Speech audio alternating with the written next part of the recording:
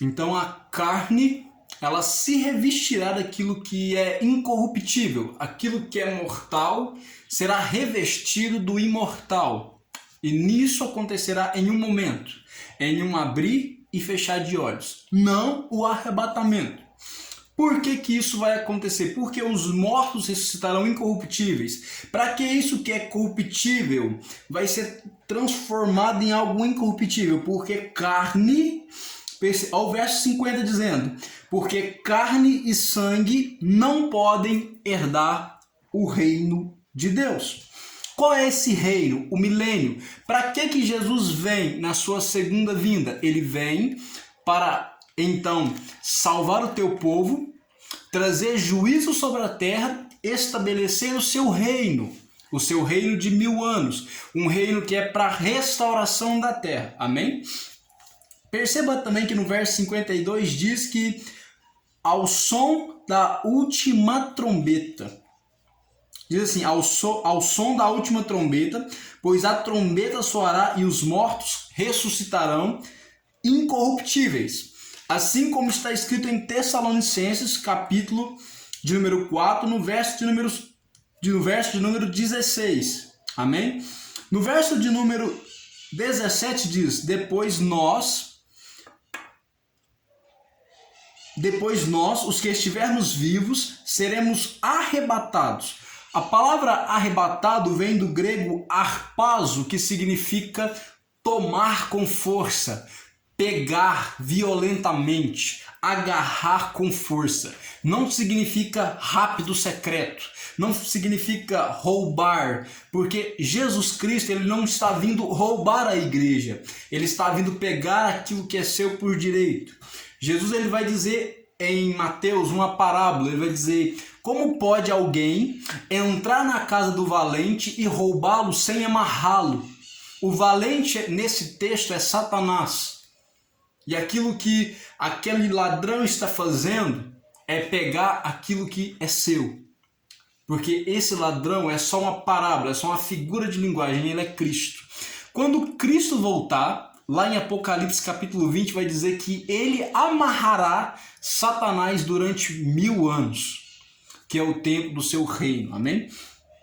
Então, continuando no verso número 17, depois nós, os que estivermos vivos, seremos arrebatados com eles nas nuvens, ou seja, os mortos que ressuscitaram e os vivos que iam abrir e fechar de olhos foram transformados, serão arrebatados juntos para encontrar com o Senhor nos ares. Nós vamos encontrar o Senhor nos ares e assim estaremos com o Senhor para sempre. Perceba que Apocalipse capítulo 1, verso 7 diz: Eis que ele vem com as nuvens e todo olho o verá. Perceba também o que o próprio Jesus Cristo vai dizer em Mateus capítulo 24, verso de número 30 e 31. Então aparecerá no céu o sinal do Filho do Homem, e todas as nações da terra se lamentarão e verão o Filho do Homem vindo nas nuvens do céu, com poder e grande glória.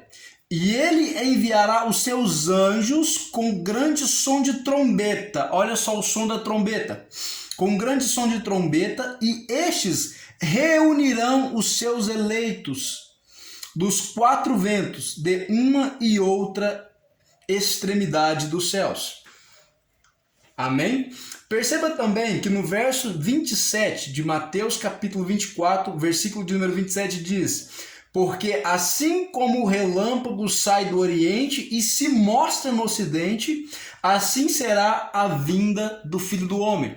A vinda do Filho do Homem não é algo secreto, não é algo rápido como um relâmpago, mas é algo visível. Assim como o relâmpago sai do Oriente e se mostra no Ocidente, assim será a vinda do Filho do Homem. Amém? Só para nós encerrarmos, olha só o que os anjos vão dizer para os discípulos. Atos capítulo 1, verso de número...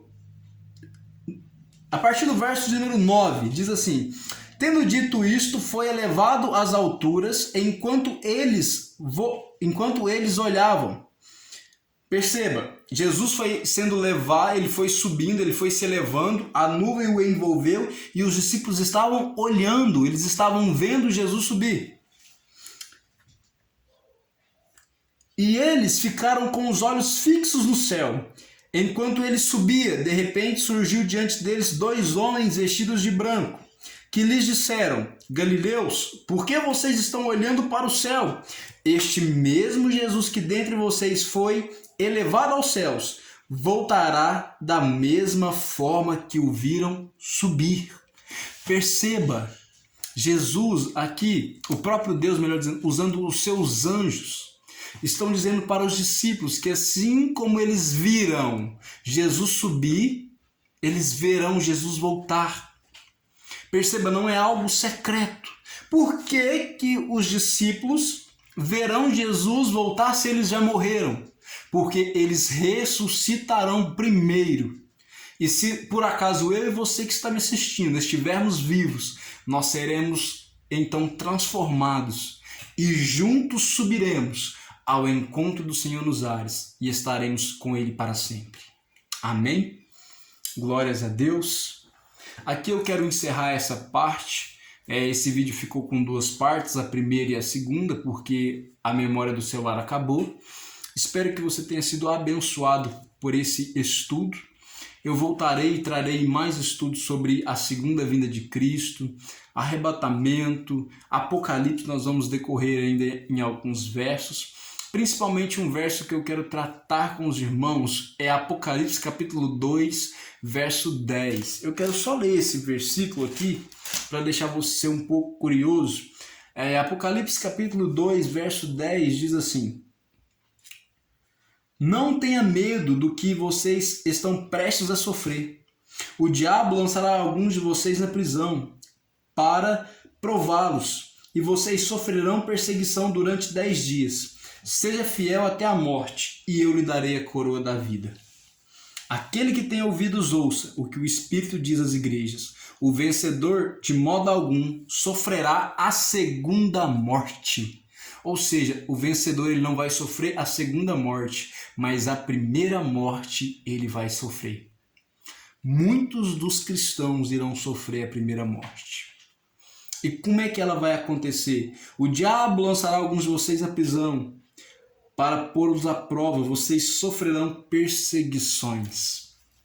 Aqui está se falando do tempo em qual João escreveu essas coisas, mas também está falando das coisas futuras que a igreja em alguns lugares do mundo está vivendo e que eu e você provavelmente vamos viver. Que o Espírito Santo te conduza à verdade, console o seu coração e te exorte e te abençoe, em nome de Jesus.